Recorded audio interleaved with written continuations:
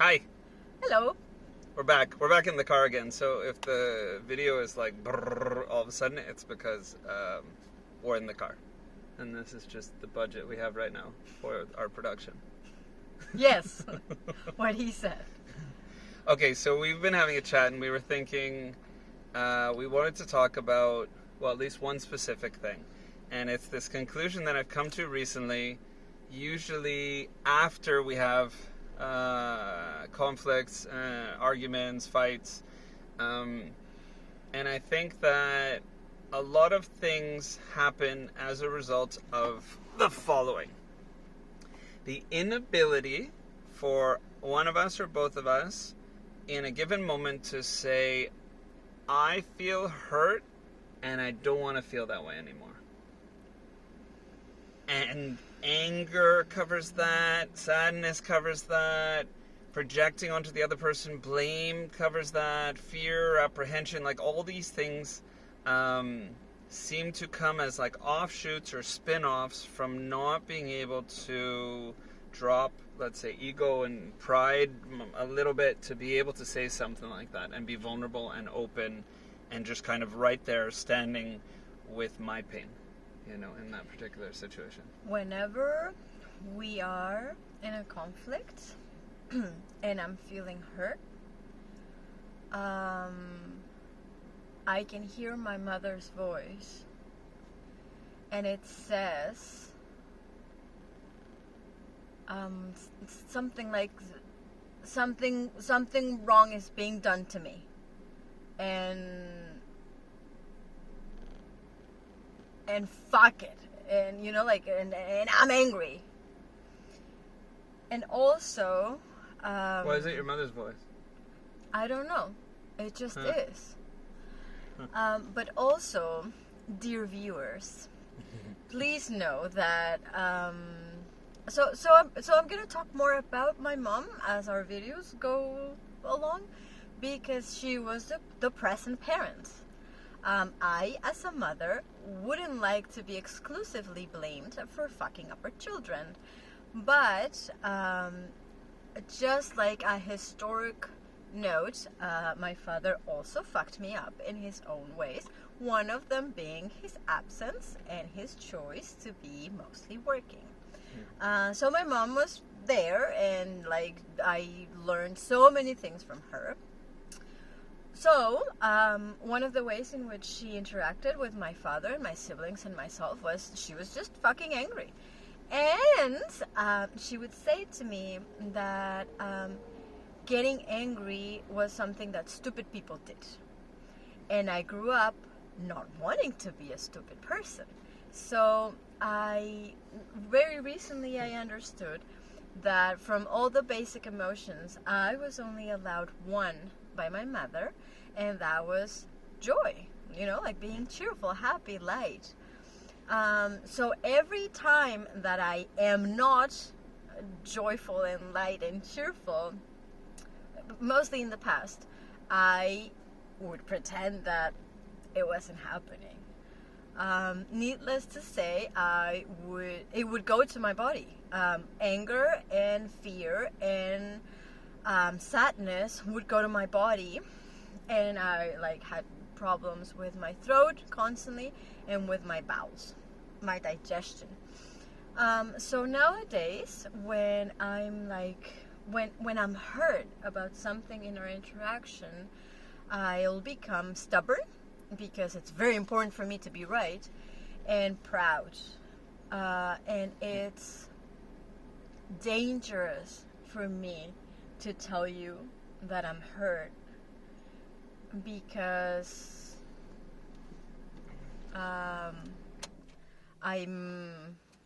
because you don't care about me. And That's the story. that's the story. And because I'm a victim, and I'm powerless in that moment. I think for me, Yes. I think for me, a lot of the avoidance of saying I'm hurt is perceived weakness, right? So it's like in my upbringing, we were definitely not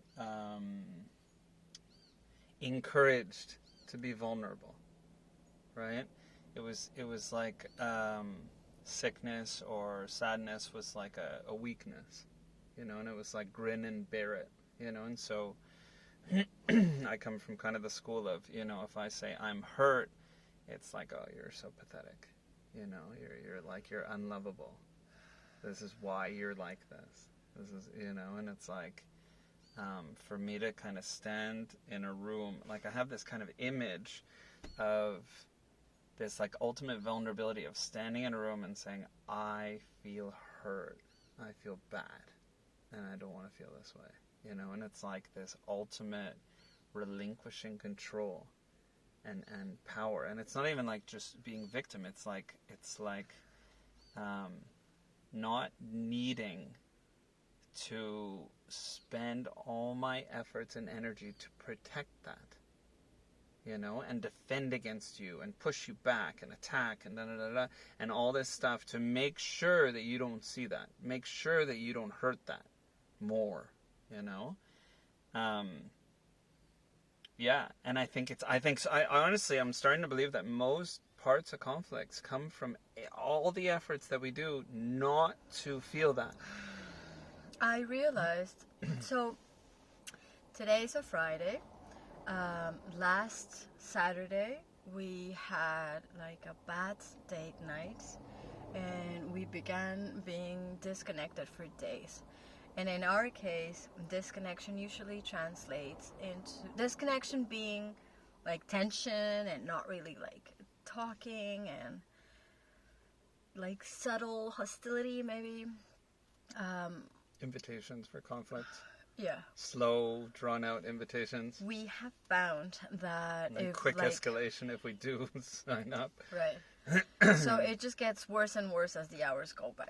So we were in that state for some days, and then so yesterday morning we had like another little like encounter, an episode, and we've been. Is that like, how rich people talk about fights? We had an episode, and we had the butler clean it up. It was so messy on the floor. But we're the butler. Yeah, we're the butler, and we're cleaning it up. And so we've been. Oh dear, we've had another episode. Yeah. Yeah. We're English so too, and that's after the episode, I went to my yoga class and I sat down and just like was with the bodily sensations, and I could feel my insides, my chest and my intestines so tight, like almost like they wanted to disappear. And like I breathed through the emotion before the class started, so I was like fully in myself, not necessarily hearing the teacher's commands. I don't know how to say it in English. Instructions. And then I clearly saw like 4 things that Mike did or said that hurt me, and that I understood that it took me back. I was taken back to being a kid, to my childhood. And when Mike suggested that it's like I'm hurt and I don't want to feel this way anymore, I realized that I would be fucking saying that not all the time, it's an exaggeration, but oh so frequently. And I understand now that it's because I'm operating on a basis of hurt. And fear of more hurt, right? Right. So it's December. Thankfully this year I have many social events. Last year and many other years I was so not required for like get-togethers and whatever. This year I am, and I'm like with friends having breakfast and chatting and whatever, and like longing for their approval, saying and doing shit that's like just an act or bullshitty just to like feel loved and accepted. And there's a part of that that's very natural and normal and healthy, but I am eager to come, not even like get to the destination where I'm like, oh, like super self-confident and I'm beyond that shit. Yes, But I'm also eager to get to a place where I can easily remember and say to myself, I'm here for you. We're feeling hurt right now, but we're okay. I'm an adult here. I love you. I'm your best friend. You're my best friend, like internal dialogue. I got you, you got me, and just if I'm able to remind myself of this when I'm dysregulated, there's so many things that I would stop blaming you for. Wow. And there's such the expectations of like no conflict and eternal kindness and respect in our relationship. I'd be just like, okay, I'm fucking married to a human being that's messy and in his own path, and I have my back. Like, I no longer need you to be super sweet with me so that I feel peaceful. And actually being able to create that peace in myself so that whenever you're triggered or having a bad time or whatever, I don't have to make you responsible for, on top of that, being nice to me. Or you're not responsible for that fucking perpetual hurt that I've been feeling for decades. We should wrap soon. Wrapping soon. Okay, keep going for 40 more minutes. No, but it's we'll have to come back to this in a different video, but I actually think it might be really interesting, even if we did say it 50 times a day, to say it every single time we felt it. I think it would be kind of revolutionary. Yes. For us both to be aware when the other person's feeling hurt. For whatever reason, it doesn't even have to be explained or justified or anything. And it's like